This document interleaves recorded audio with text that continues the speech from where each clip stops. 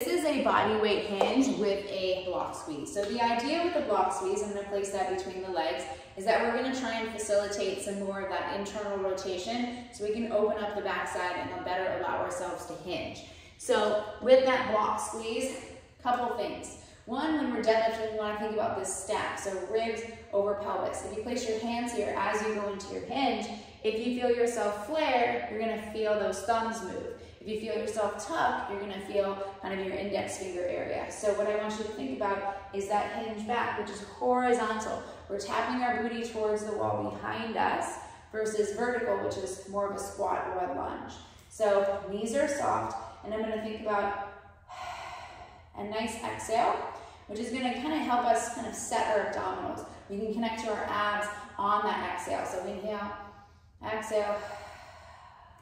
And what I want you to then think about is you can inhale back, kind of keeping the knees soft, sending the booty back. Exhale, squeeze the block, and come back up. Couple of things with your deadlift, thinking about maintaining this kind of ribs pelvis connection. Sometimes a couple things happen. We flare or we tuck. So what I want you to do is think about these sits bones in the back. Think about everything spreading on the back side. As you come down and come up. Squeeze block, come up. One thing you can do if you're having trouble is you can actually set up near a bench, have your knees kind of behind you, or excuse me, on the bench behind you so your knees are against the bench, because it's going to be very hard for you to actually hyperextend through your knees if you do this.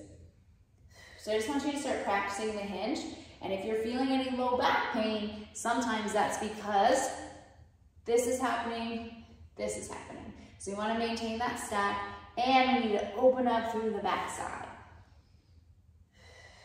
So just practicing that body weight hinge with the block squeeze. If you want to add a little bit of a challenge, you can do this with a band. So I'm setting up with a band kind of around the hips, still adding the block squeeze. So I'm just getting a little bit more tension as I come out of it. And one thing to keep in mind is you do not need to clench your glutes and shove forward. Keep the knees soft as you come up and just come to what hip extension you have available. So that is your hinge with block squeeze.